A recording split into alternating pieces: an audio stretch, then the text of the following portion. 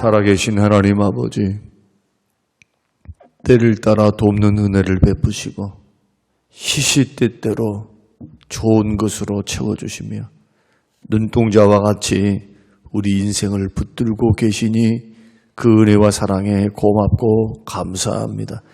하나님의 자녀들이 날마다 경배하며 날마다 주의 음성을 듣고 주를 바라보며 경외하는 신실한 믿음을 가지고 살게 하심도 감사합니다. 새벽을 깨워 늘 기도하는 영혼들이 복되게 하시고 영혼이 맑아지게 하시고 밝아지게 하시오며 날마다 예수 닮아 점점 거룩해져가는 성결한 하나님의 자녀들이 되게 하옵소서. 오늘 하루도 생명과 재산을 지키시고 건강을 붙드시고 자녀들에게 복되도록 자녀들의 후대를 강성케 하옵시고 이 나라와 민족을 붙들어 주사 평안한 가운데 주 섬기며 살 수 있도록 영육의 강건한 하나님 나라와 민족과 가족과 교회가 되도록 축복하옵소서. 감사드리며 예수님 이름으로 기도합니다. 아멘. 아멘. 오늘 주신 하나님 말씀 누가복음 19장 8절. 누가복음 19장 8절.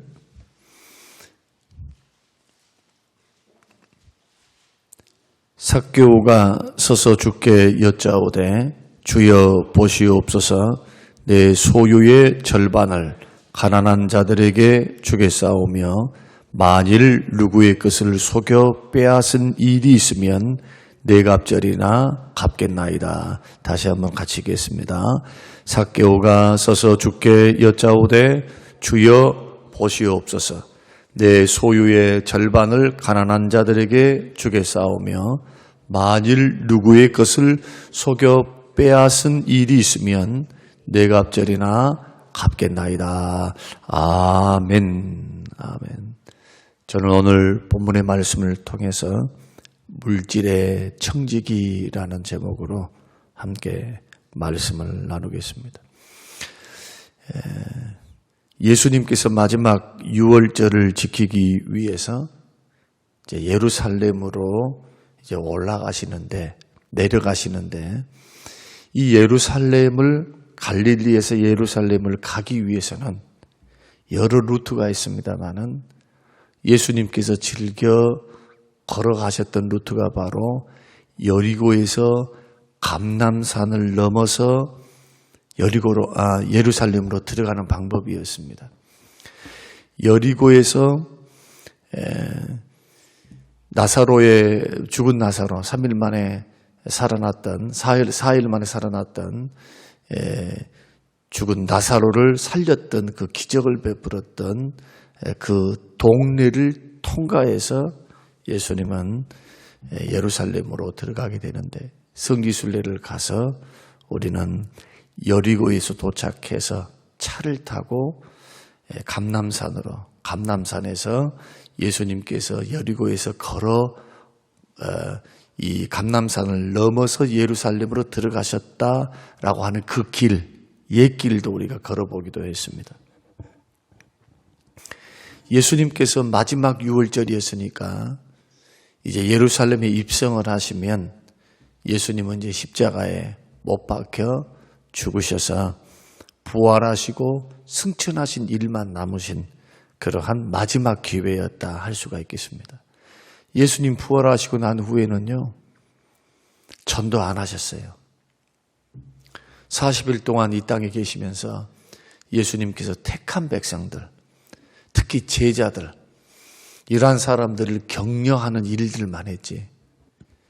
또 엠마오 도상의 두 제자와 같은 실망해서 예수님이 딱 죽으시고 부활하셨다, 부활하실 것이다, 3일 만에 살아날 것이다, 이런 말씀을 들었음에도 불구하고 실망해서 자기 고향으로 가고 있었던 엠마오로 가고 있었던, 예루살렘에서 엠마오로 가고 있었던 두 제자에게 나타나셔서 그들에게 성경을 풀어서 가르치셨죠. 어떻게 메시아가 죽었다가 3일 만에 부활하시는가?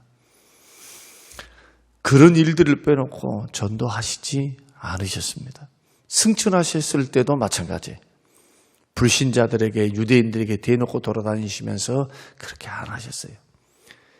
주로 믿는 사람들, 주로 500년 형제들, 다 예수 믿는 사람들, 따라다녔던 사람들, 그런 사람들에게 나타나셨기 때문에 우리가 이 여리고에서 마지막 구원사역, 성경이 기록하고 있는 구원사역의 그 마지막 정점에 누가 있느냐? 삭개오라고 하는 세리장이 있었습니다.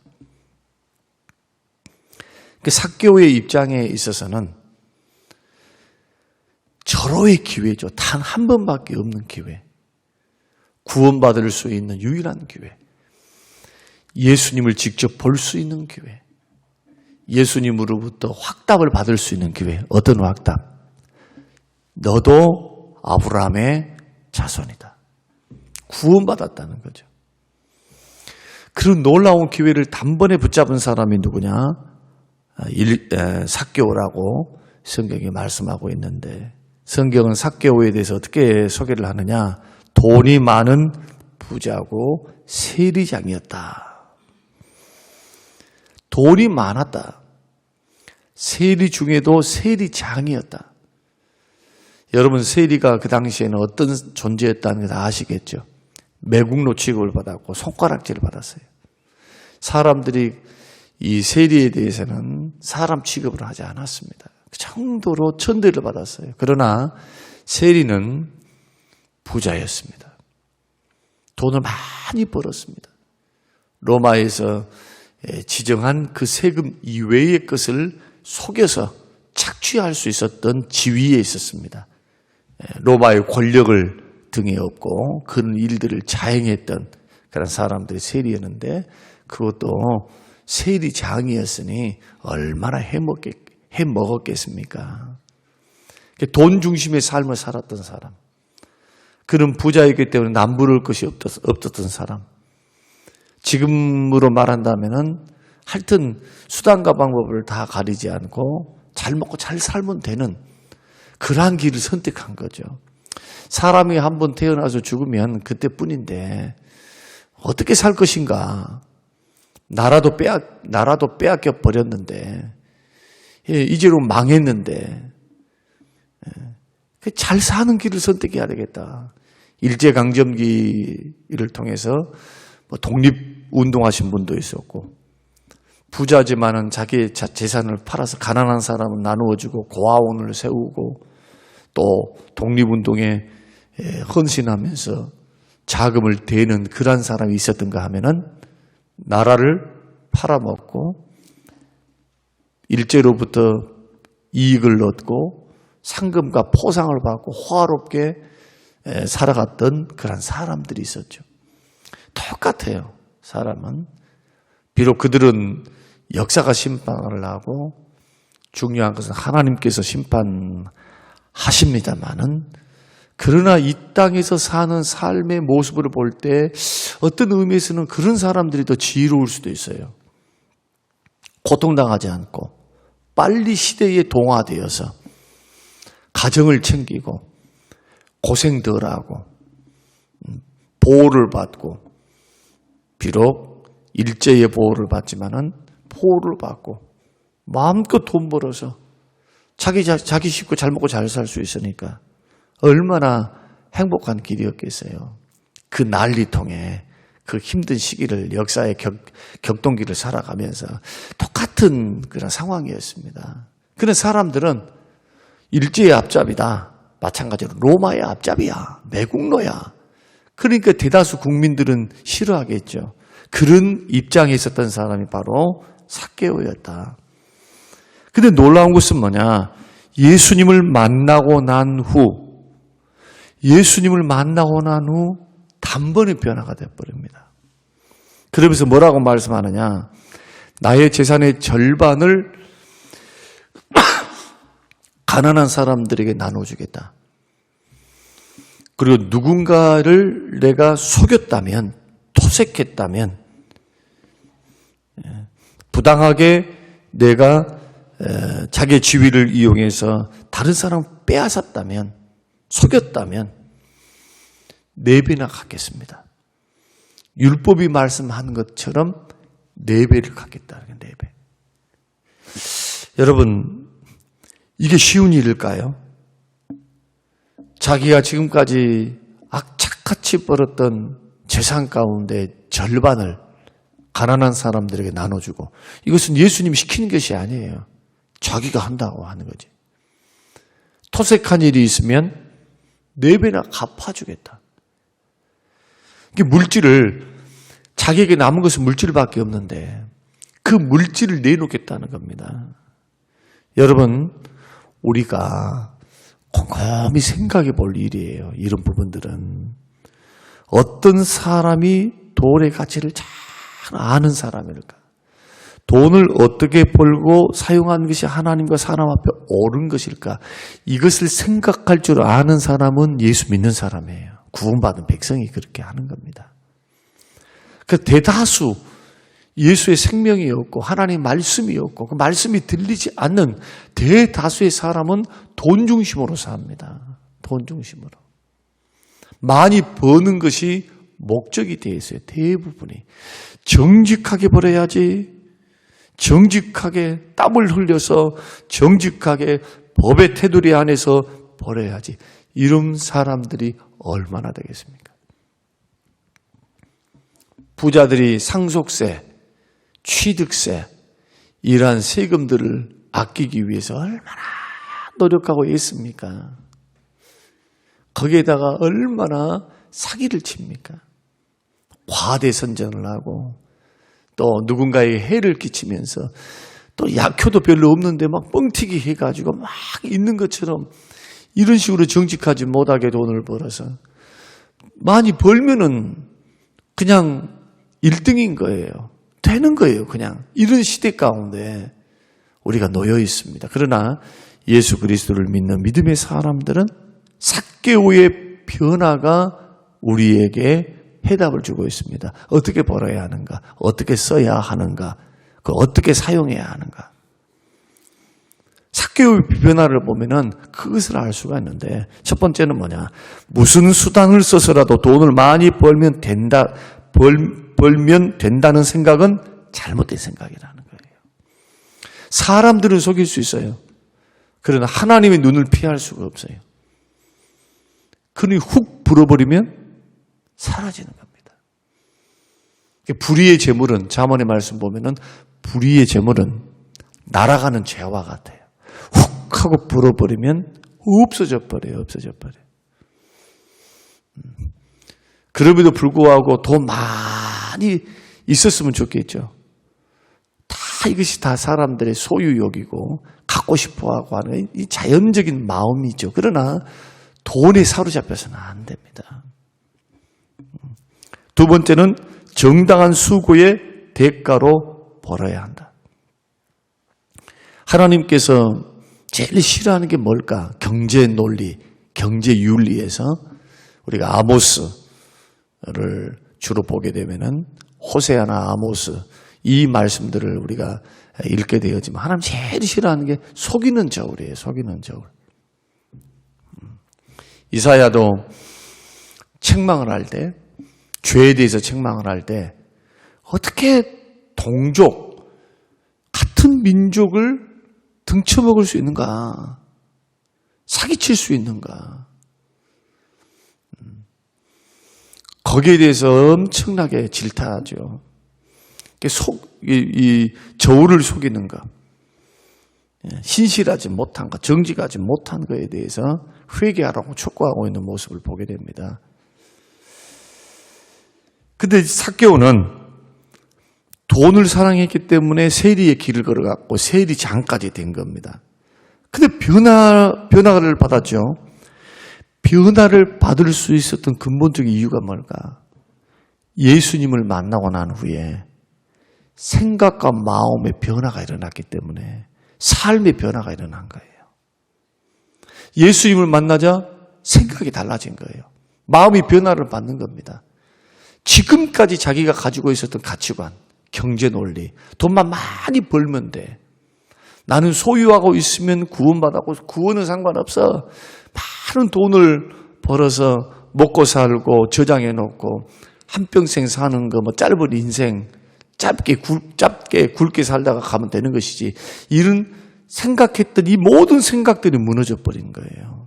예수님을 만나자. 삭개오는 예수님에 대한 소문을 주구장창 들었을 겁니다. 갈릴리에서부터 그리고 예수님이 여러 차례 예루살렘에 입성하셔서 수 없는 기적을 일으키시고 하나님의 말씀을 가르쳤기 때문에 삭개오는 그 이야기를 다 듣고 있었어요.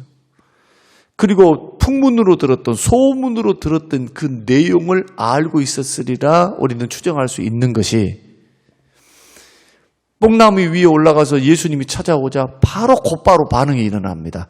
예수님이 다른 말 한 것도 아니에요. 네 집에 내가 유해야 하겠다. 잠시 묵어 갈란다. 들려서 자고 갈란다. 교제할란다. 뭐 그런 말씀이죠. 그러니까 예수님이 메시아이시고 예수님이 어떤 분이신가에 대해서 정확히 알고 있었던 사람이었습니다. 그러니까 그 소문을 통해서 믿음이 있었으리라 그렇게 추정을 할 수가 있습니다. 그러던 차에 극적으로 예수님을 만난 겁니다. 자기 같은 죄인을 용납하시고 자기 같은 죄인을 환영해 주시는 그 주님의 사랑에 녹아진 거죠. 녹아진 거예요. 나 같은 것도 사랑받을 수 있는가? 구원받을 수 있는가? 예수님의 친구가 될 수 있는가? 저 고귀하신 분이, 유명하신 분이, 구원을 가지고 오신 분이, 생명을 가지고 오신 그런 분이 나의 집에 유하면서 나와 교제하겠다는 겁니다. 이러한 생각의 변화, 마음의 변화, 이러한 변화가 돈에서 적극적으로 나타나는 겁니다. 왜냐하면 삭개오는 하나님보다 돈을 더 사랑했어요. 율법으로 말하면 우상 숭배자죠. 어떤 우상? 10계명 중에 10번째 계명을 어기는 자고 첫 번째, 두 번째 계명을 어긴 자예요. 그러니까 오로지 돈이에요. 오로지 돈. 그럼 어떻게 변했느냐? 돈에 대한 인식이 변한 겁니다. 돈의 가치가 쌓아놓은 것에 있는 것이 아니고 하나님 말씀대로 잘 사용하는 것에 있다. 이것을 예수님을 만나서 변화가 된 거예요. 그러니까 자기의 회개를 무엇을 통해서 하느냐? 성경 말씀대로 자기가 지금까지 착취했던 것, 부당하게 부를 축적했던 것, 아니면 부는 부를 낳습니다. 돈이 돈을 낳아요. 투자를 하니까. 은행에 넣어놓거나 투자를 하니까 돈이 돈을 낳는 거예요. 가난한 사람은 또 가난한 거예요. 왜? 돈이 있어야, 어느 종잣돈이 있어야 불어요. 참 기하급수로 붑니다. 1억이 넘어지고 2억이 넘어지면 그것을 자꾸 투자를 하게 되고 해놓게 되면 시간이 지나가면 버는 돈과 이자가 나오거나 투자했던 것에 의해서 돈은 계속해서 벌어지는 거예요. 그래서 가난한 사람들이 가난해요. 할 줄을 모르니까 그런 걸. 그런데 이 삭개오는 예수님을 만나자 적어도 3가지의 변화가 일어났습니다. 첫째는 뭐냐? 영안이 열린 겁니다. 영안이 확 열린 거예요. 그래서 비로소 가난한 사람이 보이기 시작해요. 예수님 앞에서 내 재산의 절반을 가난한 사람에게 나눠주겠습니다. 그 전에는 안 보였다는 거죠. 그 전에는 오로지 돈 버는 거예요. 오로지. 예수님을 만나고 난 후에는 버는 중심에서 쓰는 중심, 어떻게 사용하는가. 하나님이 보실 때에 구원받은 백성들을 하나님이 경제적으로 평가하실 때 많이 쌓아놨다, 많이 벌었다. 하나님 거기에 관심이 없어요. 거기에. 다 하나님 것인데 어떻게 쓰는가에 관심이 있는 거예요. 어떻게 쓰는가? 복은 뭐냐? 나눠주는 겁니다. 주는 자가 복이 있어요. 성경이 말하는 복은 얻는 게 아니라 그 얻은 것, 은혜로 주신 것, 하나님께서 은혜와 은사로 맡겨주신 것을 어떻게 사용하는가? 이게 복입니다. 이것을 하나님이 기뻐하시는 것이고. 그러니까 가난한 사람에 대해서는요, 어려운 이웃에 대해서는 반드시 물질을 흘려보내야 돼, 자꾸. 그거 잘해야 돼, 그거. 복 받으시려면, 그리고 하나님 앞에서 변화받는 인생으로 살려면, 주님이 기뻐하는 인생으로 살려면, 하나님께 구워드리는 겁니다. 얼마나, 여러분 보십시오. 어떻게 전지전능하신 하나님 앞에 우리가 빌려드릴 수가 있습니까? 잠언에는 분명히 말씀하고 있어요. 가난한 자를 즐겨 구제하는 자는 복이 있는데, 가난한 자에게 나눠주는 자는 하나님께 빌려드리는 것이다. 구워드리는 것이다. 그러면 하나님은 그것을 뭘로 생각하십니까? 다 하나님 거야. 다 하나님 거. 다 하나님 거. 근데 하나님은 그걸 계산하신다는 거예요. 그래, 네가 어떻게 했지? 주는 자에게 채워주시겠다고 말씀하신 이유가 그거예요. 그럼 하나님은 갚으시겠다는 거잖아요. 계산을 누가 하십니까? 하나님이. 누가 채우십니까? 하나님께서. 나의 인생과 삶에 부족함이 없도록 물질을 채우시겠다. 부지런히 두 가지를 잘해야 돼. 물질 문제에서는 두 가지를 잘해야 되는데, 하나님 것을 구별하여 드릴 줄 알고, 첫째, 하나님 것은 구별해서 드릴 줄 알아야 돼요. 쓰다 남는 것 드리면 안 됩니다. 쓰기 전에 열의 하나를 하나님 앞에 구별하고, 주님 것이니까, 또 예배 드릴 때는 빈손 들고 나오지 마라 했으니 주정 헌금 드리고, 두 번째는 가난한 사람들, 선교 장학 구제. 그래서 제가 주구장창 강조하는 게 그거잖아요. 헌금 중에서. 하나님 앞에 구별하여 드리는 11조. 이거 손대면 안 되는 거예요, 이것은. 여러분, 농부들이 생각해 보십시오. 농부들이 보릿고개를 넘긴다 해가지고 종자까지 먹어버린 사람 봤어요? 시종자까지? 그러면 다음에 굶어 죽어버려요. 아무리 가물어도, 극심한 가뭄이 온다 할지라도 그 해를 넘기고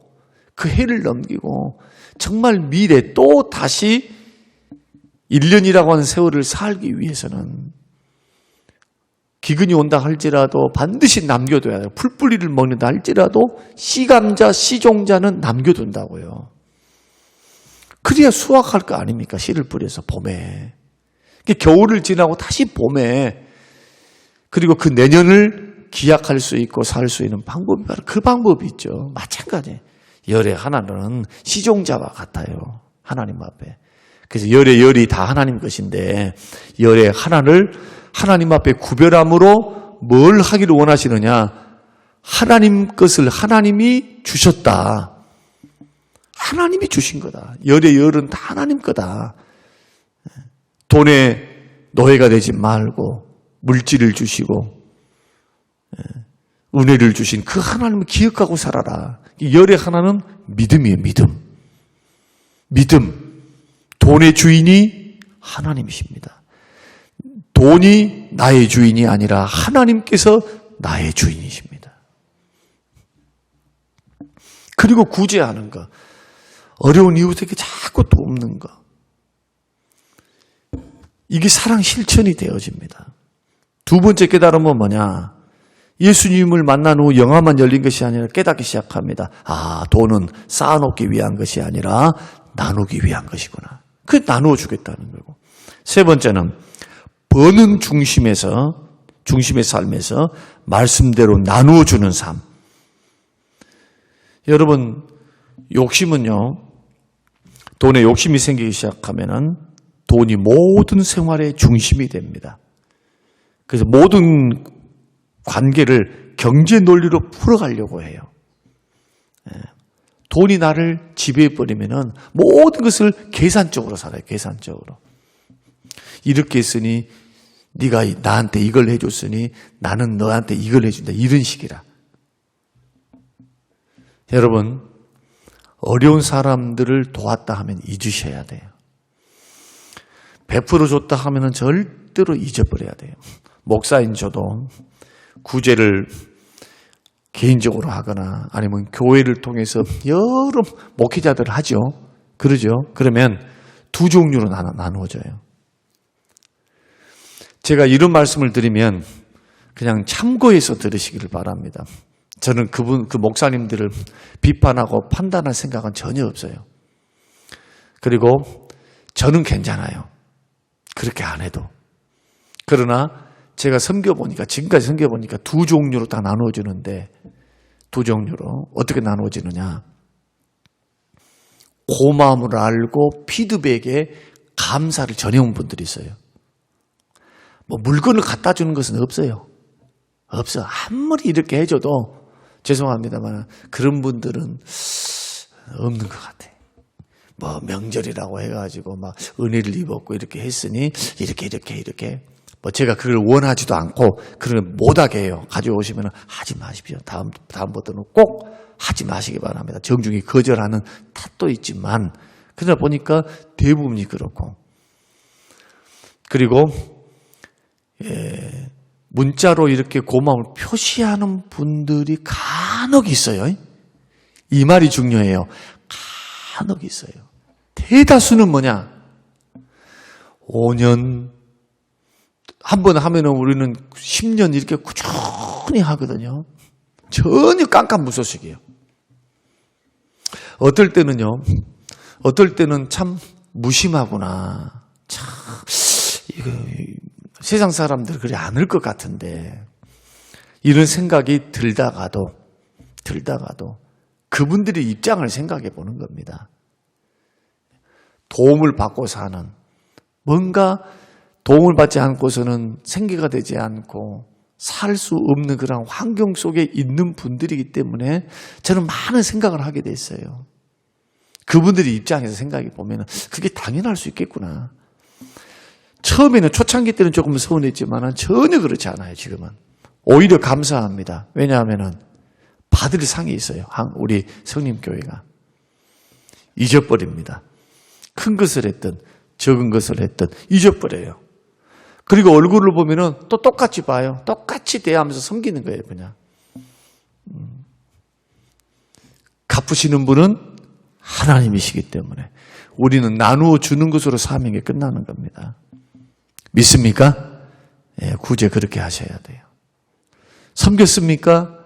그럼 피드백이 어쨌다 저쨌다 하더라도 섬겨야 될 것이 있으면 섬기는 것으로 끝나야 돼. 감사함으로 받으면 더 좋죠.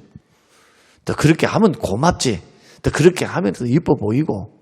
그러나 그러지 않는다 손치더라도 가난한 사람들에게 돕는 것은 누구를 위한 것이냐? 섬기는 나를 위한 거예요.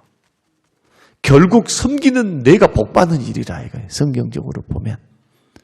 그러니 복받는 일을 해놓고 뭐가 서운해? 뭐가? 절대 그러지 마세요. 누군가에게 이렇게 했는데 뭐가 반응이 시원찮다? 그거 생각하지 마세요. 그럼 구제 못해요. 그러면 절대로 자기가 주인이 돼서 구제를 하는 거지. 내 것을 줬다고 생각하는 거예요. 주님이 주신 것을 흘려보낸 거죠. 여기까지 가야 돼. 여기까지. 그래야지 마음이 온전한 마음으로 신실한 마음으로 어려운 사람을 도울 수가 있어요. 딱 도왔으면 끝나야 돼.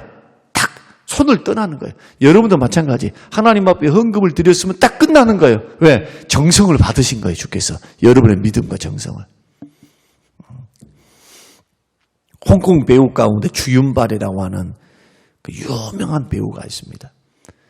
굉장히 유명했던 배우입니다. 주윤발이 최근에 몇 년 전이었습니다만은 그 평생 모았던 1,000억 이상 되는 재산을 사회에 환원했습니다. 가난한 사람에게 싹 나눠줬고요. 흔한 차 하나 없어요. 전철 타고 다녀요. 지금 은퇴를 해가지고. 그리고 집도 없어요. 자기 집. 전세 살아요, 전세. 새 집에 살면서 모든 재산을 다 나눠줬는데 그 사람의 종교가 불교입니다. 신실한 불자예요. 무소유를 실천한 사람이죠. 우리 예수 믿는 입장에서 곰곰이 생각해 봅니다. 우리는 무소유가 아닙니다. 우리는 복을 누립니다. 하나님 주신 건 누려야 돼. 그러나 누리는 것만 애쓰지 마시고 주변을 돌아보면서 조그마한 것, 구제, 장학, 선교, 여러분들이 조그마한 것 헌금을 들여서 다 쓰여지고 있습니다. 지금 같이 동참하셔서 어려운 사람을 돕는 것, 이것은 곧 예수 그리스도를 믿는 믿음의 사람들이 예수를 만나서 물질의 청지기로 사는 방법입니다. 물질의 지배를 당하지 마시고 물질을 다스리시기를 바랍니다. 물질의 청지기가 되려면 반드시 생각과 마음의 변화가 있어야 돼요. 돈 버는 게 중심이 아니구나. 번 돈을 어떻게 사용해야 되는가. 자꾸 밥 한 끼라도 더 사야 된다니까, 주변에. 차라도 한 잔 대접할 줄 알아야 돼. 자꾸 주는 버릇에 자꾸 쓰는 버릇에 자꾸 자기를 위해서만이 아니라 주변을 위해서. 이런 하나님의 사람들이 꼭 되셔서 여러분, 주는 자 드리는 자는 넘치도록 하나님이 채워주셔요. 믿습니까? 이건 믿음으로만 가능해. 믿음으로만 해보세요. 하나님이 다 장부에 기록하셔. 다. 왜? 빌려드린 것이니까. 이러한 하나님의 기적과 은혜를 체험할 수 있는 물질의 청지기들이 다 되시기를 주님의 이름으로 축원합니다. 고마우신 하나님 아버지, 감사합니다. 삭개오의 변화를 통해서 생각과 마음의 변화, 그 변화의 중심에 물질이 있었음을 주님 보게 하신 하나님, 물질의 청지기로 살 수 있도록 축복하셔서 물질의 지배를 당하지 않고 물질을 다스리는 하나님 사람 되게 하셔서 하나님 것을 구별하고 이웃을 돌아볼 수 있는 경제 활동이 될 수 있도록 축복하옵소서. 감사드리며 예수님 이름으로 기도합니다. 아멘.